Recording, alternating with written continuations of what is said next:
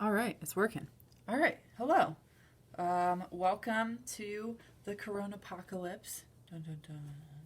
So, we're going to keep learning, but we're going to learn from the comfort of our own home wearing sweatpants for the fourth day in a row. I hope you guys are ready. I'm excited. I think it's going to be a great time.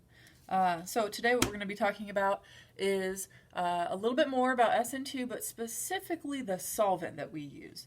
And we've already talked about why polar aprotic solvent is the good thing to use in almost every single scenario. So now we're going to talk about what about polar protic solvents and when are they useful. So let's get started. So we're going to talk about that. And so I said earlier, and we've learned this plenty of times, that polar aprotic solvents, that's our normal.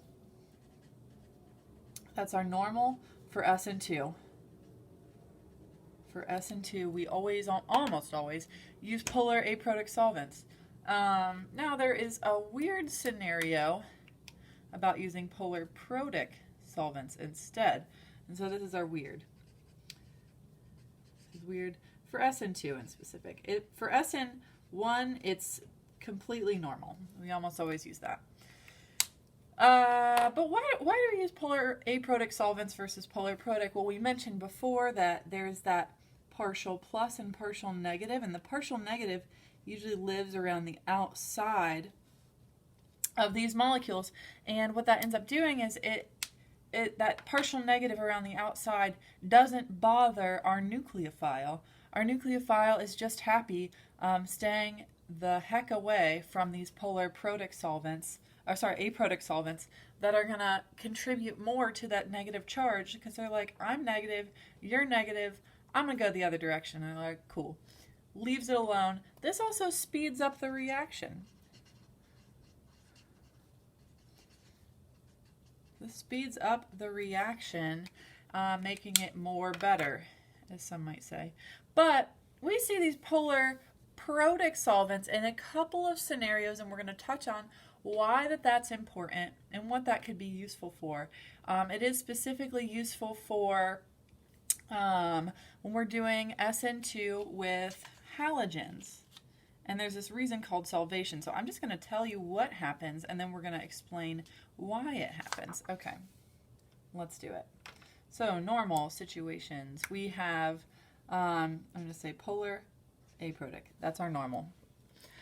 In normal situations, fluoride is going to be the best nucleophile. It's going to be the best nucleophile, and as we go down the column on the periodic table, it's going to get worse and worse and worse. And so we'll see that. So fluoride is better than chloride, is better than bromide, and better than iodide. All of those things in that order. And so you might wonder about that because isn't fluoride the most electronegative? Wouldn't it be happy being negative charged? Yeah, sure, kind of. But it's not very big. Iodine is huge. You think about the conjugate base of a strong acid, HI, certainly more strong than HF. That's because iodine is really stable, negatively charged, off by itself. It's giant. It can handle that. And so fluoride, that is the best nucleophile in normal situations. And iodide is the worst nucleophile.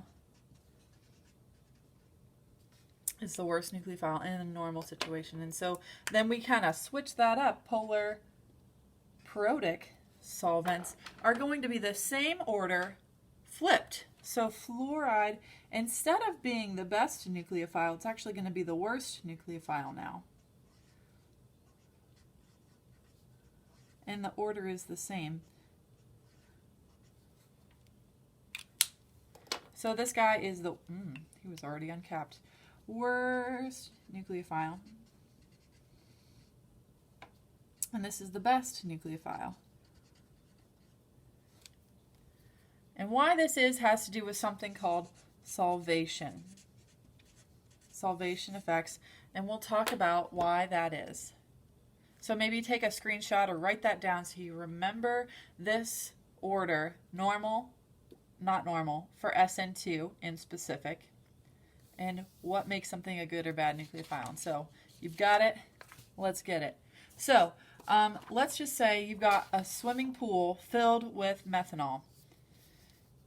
That's a lot of methanol. Let's just say that it's a beaker. And so this guy, he's here, all these methanol molecules, they're out here doing their thing, having preferable intermolecular interactions as they do, you know, hydrogen bonding and stuff.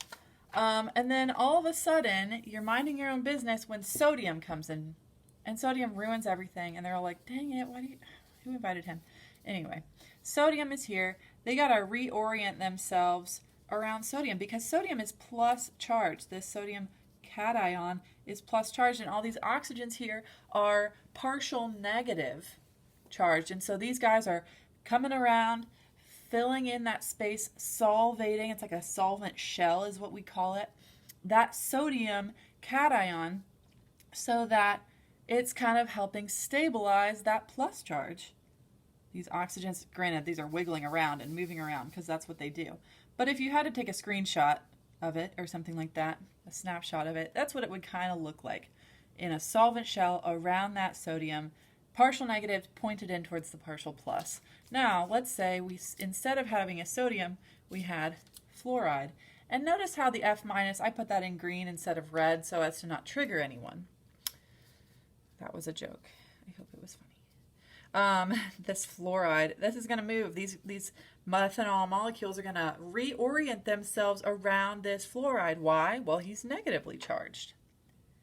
This fluoride is negatively charged, and now all of these molecules of methanol in the solvent shell are going to reorient themselves so that the partial plus is surrounding the fluoride. And so this guy is so small, these guys can come in here, this solvent shell can be tightly packed, and in order for fluoride to be an effective nucleophile, it's got to shed that solvent shell, which fluoride does not like to do that often. And so it is not a very good nucleophile when we're in polar protic situations, remember? It's the worst nucleophile in polar protic situations. That's because he's being solvated so dang bad by all these methanols. Now, let's say instead of fluoride, we had iodide. And you might be wondering, wow, that looks like a really nice circle that is approximately the shape of the can of Danish butter cookies, and you would be right. That's exactly correct. You're so good at this game. So, iodine, oh no, my roommates are coming downstairs. Now they're going to hear me, and they're going to say something. It's okay. It'll be all right. We'll make it through. Iodine is so big, it is giant. And so these methanol molecules, granted, there's more of them in the solution, and they're always moving around. But this iodine is so big, he's going to be a really effective nucleophile. He's able to like go in here, and he's going to wreak havoc, and he's going to attack the partial plus electrophile and that carbon, and he's going to do a great job. But only when we're in polar protic solvents. When we're in polar aprotic solvents, he's fine off here by himself, being a bad nucleophile, not making much of a difference. So, this guy, better nucleophile in polar protic situations. So now, you go away. We're going to look at a couple of examples really quickly. So, let's see. Let's try this. Let's say I'm starting off with fluoride, and I want to go to make something that looks like this. I see here that I'm using a primary carbocation, and I'm doing a substitution. So that means to me that I'm going to be doing Sn2, which is no surprise because this is what this video is all about anyway. So we're going to be doing Sn2. I want to substitute an iodine for a fluoride. So I'm going to bring my picture back up, or maybe you've already memorized it. Good for you. I want to make sure that iodine is the better nucleophile than fluoride. Iodide is better than fluoride. Where is that? Well, that's when we're in polar protic situations. So I'm going to think, well, I'm just going to use a polar protic solvent. Any old polar protic solvent would work. THF, for example. And I'm going to have sodium iodide as my reagent that's going to come in here and attack. What that's going to look like in specific is my iodide, that's negative, is plus, just a counter ion, you know how it is.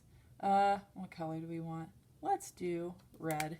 So this guy comes in and he attacks that partial plus of that carbon and kicks off the fluorine. We have an inversion of stereochemistry, even though it's not shown because it's not a chiral molecule. And then we're going to have sodium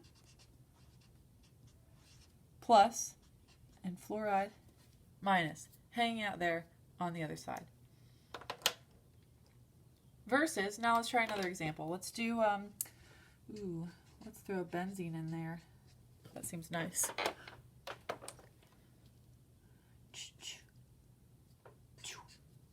All right, I threw stereochemistry in there. Let's make this bromine.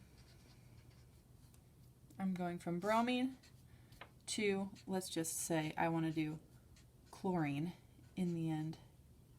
Don't forget that inversion of configuration. So this is a provide the reagents. I gave you the starting material and the final product, and you got to tell me, what do I got to put here to make it work? And so I have to remember my list.